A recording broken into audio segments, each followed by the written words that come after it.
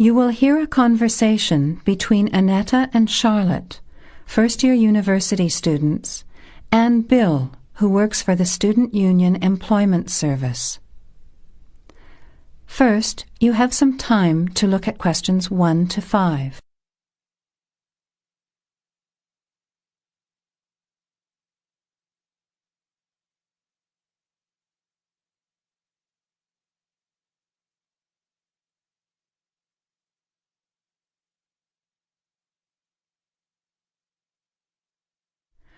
Now, let's begin. Answer the questions as you listen. You will not hear the recording a second time. Listen carefully to the conversation and answer questions 1 to 5. Hi, Bill. This is my friend Charlotte. She's doing first-year science too. Pleased to meet you, Charlotte. Annetta told me you want some part-time work. Now, I just have to complete your details on the computer. What's your surname? Johnston. With an E? Yes. JohnstonE.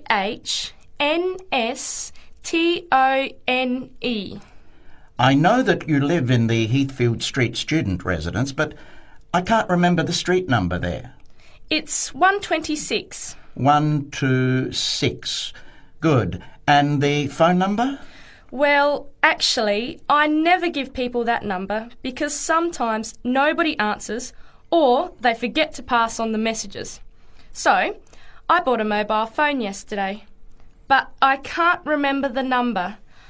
I think it's 0414 847 748. I'll just check. No, sorry, not 748. It's 749. 0414 847 749? Yes, that's right. I must try and remember it. And what sort of work are you looking for? Well, anything really, I suppose, though it depends when it is. I'd rather work during the day, if that's possible. How many hours a week were you thinking of? Oh, I'm not sure. Maybe about 10. But I need to keep at least 2 days a week free for study. Do you have any work experience? Not much, though I used to help in my uncle's shop when I was at school. OK. Well, I'll put it in, but we don't usually get shop work. What about gardening? I'd rather not. Everything I touch dies. What other kinds of work are there? Well, there's a lot of demand for house cleaning, fast food preparation and kitchen work and pizza delivery if you've held a driving licence for 12 months. I'm not sure. Can I have a look at the vacancies while you talk to Annetta? Before you hear the rest of the conversation, you have some time to look at questions 6 to 10.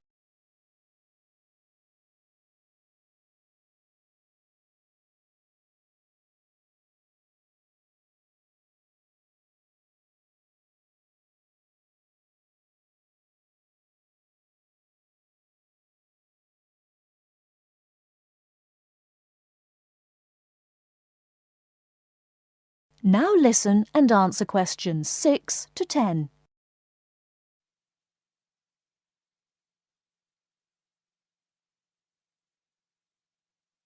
Bill, I'd like to change my job. You're at the Hamburger Express on the High Street, aren't you? What's the problem? Well, I never know what hours I'm going to work. I start at 7 p.m. and I'm supposed to finish at 11 p.m, but sometimes they keep me until 2 or 3 a.m.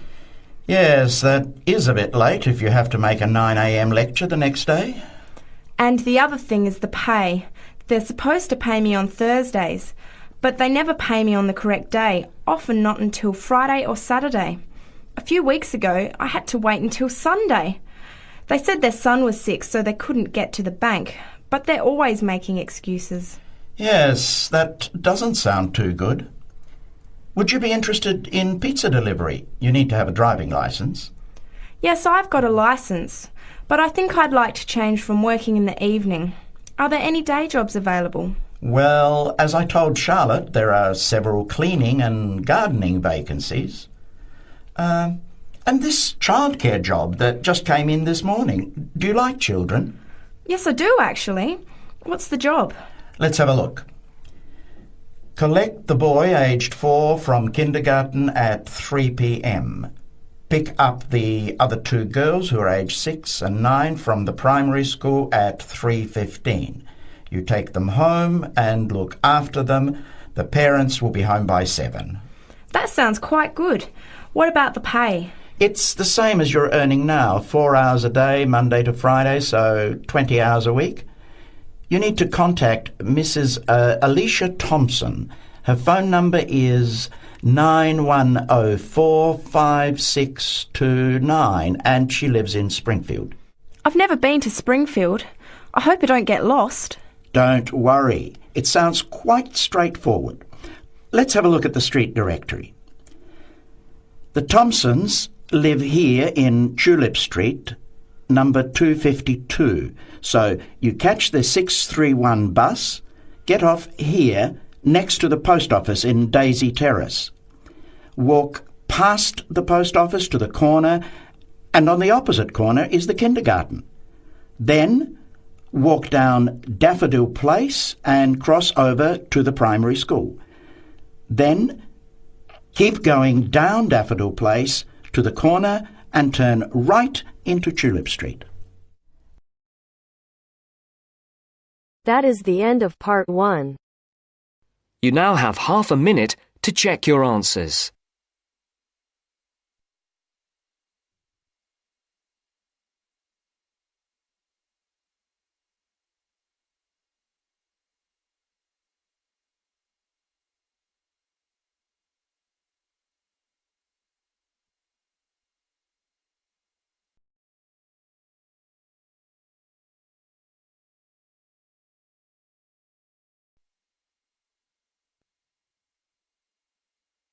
Now turns to part 2. Part 2. You will hear part of a podcast for visitors to the popular holiday region called the Trelaw Valley. First, you have some time to look at questions 11 to 14.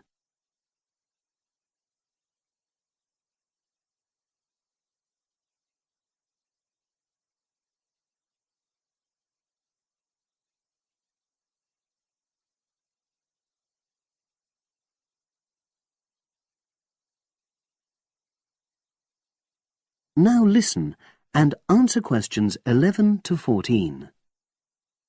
The valley and estuary of the River Trelaw forms an unspoilt, beautiful landscape, rich in both wildlife and sites of historic interest. There are many ways to explore the area, and public transport links are good.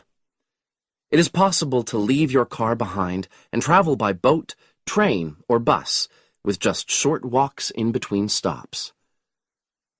The Trelaw Valley Passenger Ferry runs between villages along the river estuary and provides a link with a train station at Barrie, which is about 10 minutes' walk from the riverside village of Calton. In the past, the river was the main form of transport in the area, and as in the past, today's ferry service operates according to nature. The river estuary is tidal, and so the ferry timetable differs from day to day, according to the times and height of the tide. The ferry is also seasonal, normally running between April and September, depending on the weather. A timetable for the whole year can be downloaded from the internet by visiting www.trelawferry.co.uk. If you just want to sit and relax and enjoy the lovely scenery, you can take a river cruise to Calton and back from the nearby city of Plymouth. In the past, steamships brought early tourists along the same route. Queen Victoria and her family enjoyed such a trip in 1856.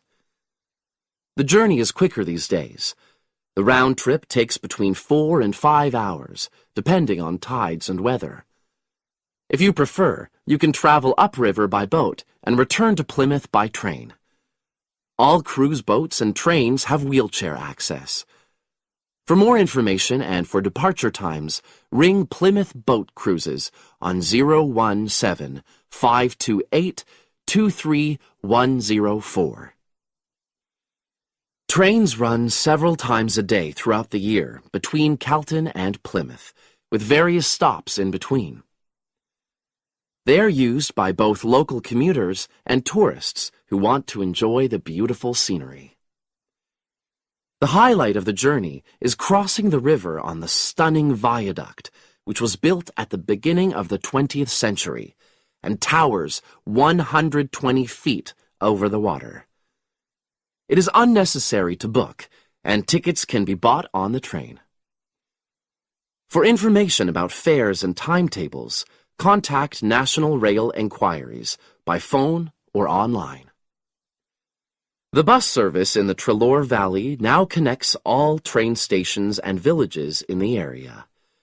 Especially for holidaymakers, there's a Rover ticket which can be used at weekends and on national holidays and allows unlimited journeys on those days. The Rover ticket provides great value for money and is now even cheaper than it was last year. An adult ticket costs £5.50 a day. Senior citizens can travel for £4.50, and a family ticket for up to 5 people costs just £12. Tickets can be bought on the bus. Now you have some time to look at questions 15 to 20.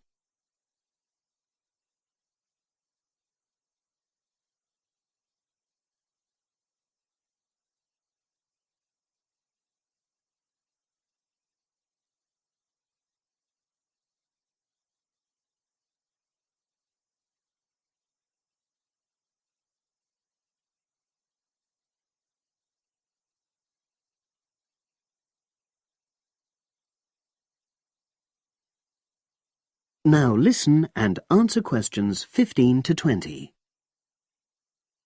At the center of the Treloar estuary area is the historic riverside village of Calton.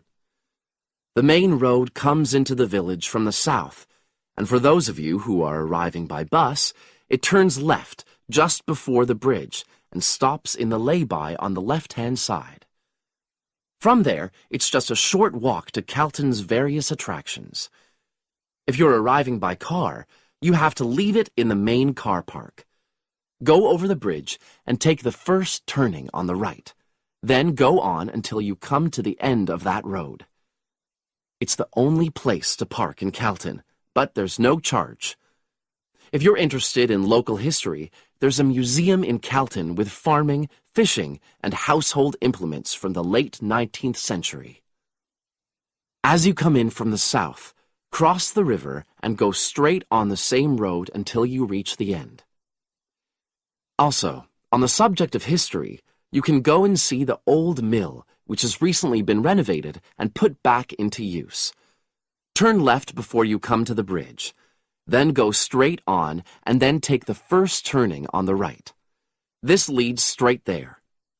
If you're interested in arts and crafts, there's a potter's studio where you can watch the artist at work. After crossing the bridge, turn left, and it's the second building on the left. Finally, when you feel in need of refreshments, there's a cafe opposite the old boathouse and a picnic area near the mill.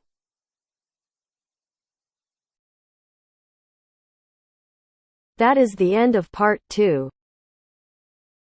You now have half a minute to check your answers.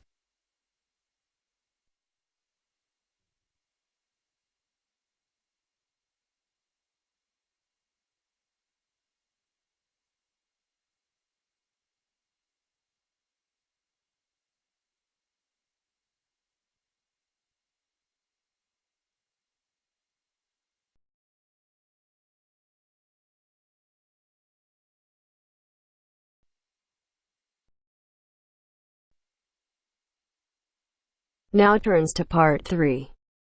Part 3. You'll hear a tutor and a student talking about the history of the scientific method.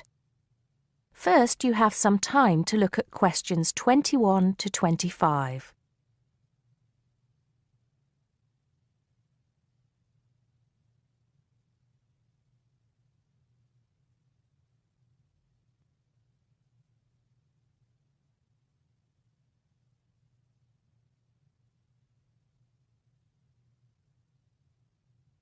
Now listen carefully and answer questions 21 to 25. Hello, Simon. Come in. Take a seat. Now, I wanted to talk to you about your assignment. Yes, the one on the scientific method. That's right. I just wanted to see how you were getting on. Well, I think it's fine. I mean, I haven't done a huge amount of work on it because I've been working on other things. But what I've read so far seems fine. How many of the references that I gave you have you managed to get hold of? Not too many, I'm afraid. It seems that everyone else is working on the same things at the same time. And every time I look, the books are checked out from the library. Right. Well, I think that we can go over the main ground together now. That way, even if you don't manage to go through all the references in detail, you'll still have an overview. What has helped you most so far? I've managed to have a look at 3 of them. I thought that Johnson made some good points, but it was hard to follow the line of her argument. Bradman was simple and straightforward, and I felt as if I got a lot out of that. I wish I could say the same for Whittaker. To be honest, I didn't get very far with that. Okay, that's more or less what I'd expect. So tell me, what have you learned so far about the role of the Egyptians and the Babylonians? Yes. Well, there's evidence that the basic components of the scientific method, examination, diagnosis, treatment, and prognosis, were being used in the early 1600s BC, especially in the treatment of certain illness. Good. Yes, that's right. And the point, of course, is that that represented a considerable advance over relatively simple, non-empirical approaches, which usually attributed anything unknown to the actions of the gods, etc. Of course, the Egyptians and Babylonians did this as well, but what we see emerging here is a willingness to base opinion on systematic study of the real world, which is at the root of the scientific method. I see. Right, yes. And then that reappears later. Yes, although don't get carried away with the idea that it was a simple process of development. By the time we get to ancient Greece, let's take the period towards the middle of the 5th century BC, the rules governing the scientific method were practiced on a widespread scale, but there were still many people who believed that real truth could only be acquired by pure rational thought. Plato, of course, had a great influence on the development of the scientific method during this period. Through his academy. That's right. But then, as we know, a great deal of understanding of the scientific method disappeared as the old world order collapsed. It wasn't until the Middle Ages, sometime before the 11th century, that several versions of the scientific method emerged from the medieval Muslim world, all of which stressed the importance of experimentation in science. Right. I think I've got the historical timeline. Before you hear the rest of the conversation, you have some time to look at questions 26 to 30.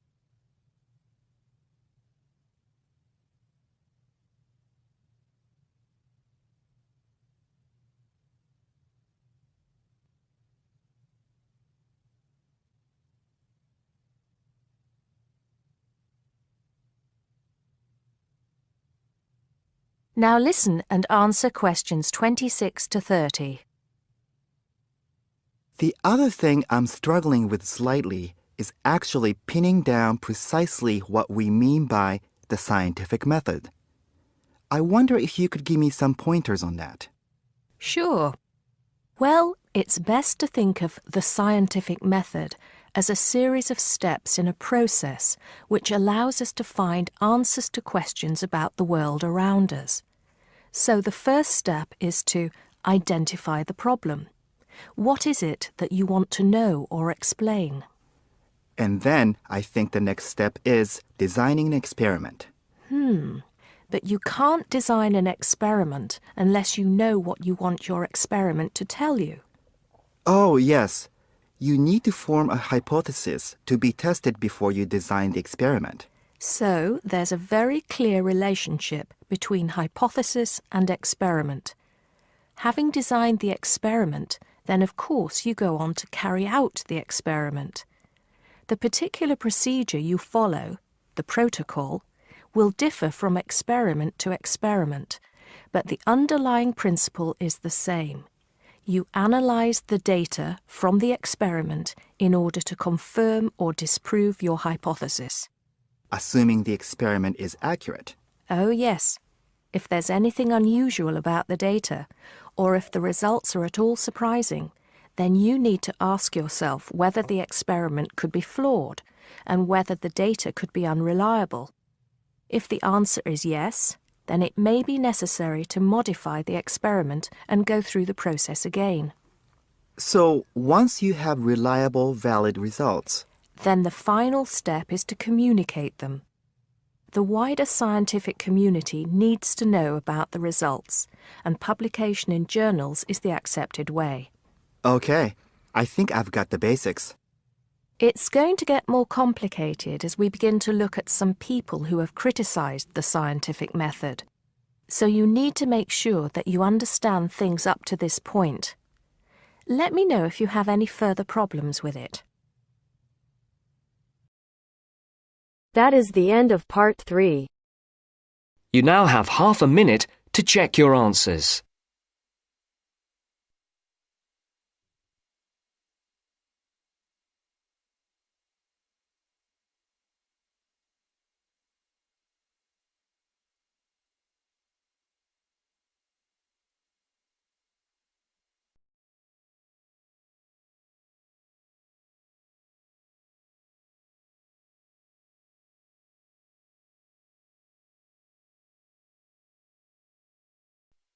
Now turns to part 4. Part 4. You will hear a talk about memory in babies and young children. First, you have some time to look at questions 31 to 40.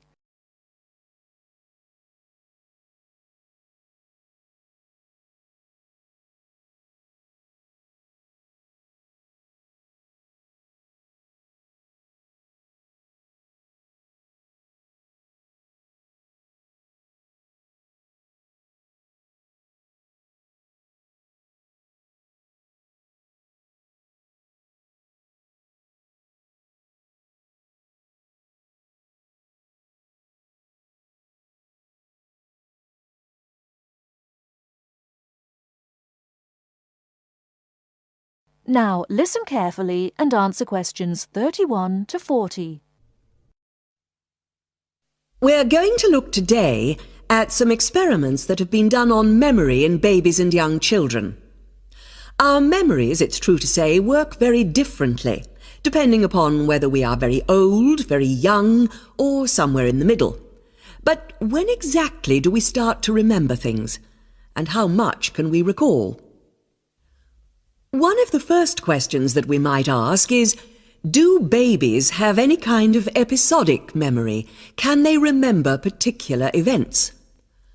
Obviously, we can't ask them, so how do we find out? Well, one experiment that's been used has produced some interesting results. It's quite simple and involves a baby in its cot, a colourful mobile, and a piece of string. It works like this. If you suspend the mobile above the cot and connect the baby's foot to it with the string, the mobile will move every time the baby kicks. Now you can allow time for the baby to learn what happens and enjoy the activity. Then you remove the mobile for a time and reintroduce it sometime from 1 to 14 days later. If you look at this table of results, at the top 2 rows, you can see that what is observed shows that 2-month-old babies can remember the trick for up to 2 days, and 3-month-old babies for up to a fortnight. And although babies trained on one mobile will respond only if you use the familiar mobile, If you train them on a variety of colours and designs, they will happily respond to each one in turn. Now, looking at the third row on the table, you will see that when they learn to speak, babies as young as 21 months demonstrate an ability to remember events which happened several weeks earlier. And by the time they are 2, some children's memories will stretch back over 6 months, though their recall will be random, with little distinction between key events and trivial ones. And very few of these memories, if any, will survive into later life. So, we can conclude from this that even very tiny babies are capable of grasping and remembering a concept. So, how is it that young infants can suddenly remember for a considerably longer period of time? Well, one theory accounting for all of this, and this relates to the next question we might ask, is that memory develops with language. Very young children with limited vocabularies are not good at organising their thoughts. Though they may be capable of storing memories, do they have the ability to retrieve them? One expert has suggested an analogy with books on a library shelf. With infants, he says, it's as if early books are hard to find because they were acquired before the cataloguing system was developed. But even older children forget far more quickly than adults do. In another experiment, several 6-year-olds, 9-year-olds and adults were shown a staged incident. In other words, they all watched what they thought was a natural sequence of events. The incident went like this.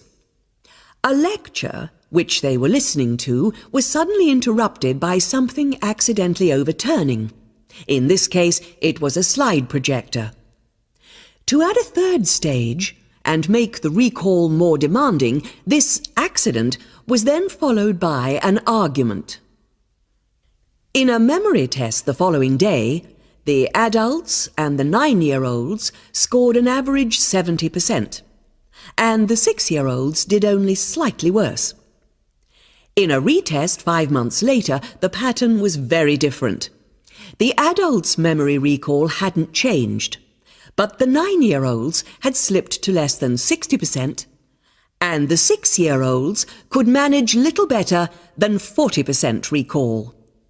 In similar experiments with numbers, digit span is showed to vary. That is the end of part 4. You now have half a minute to check your answers.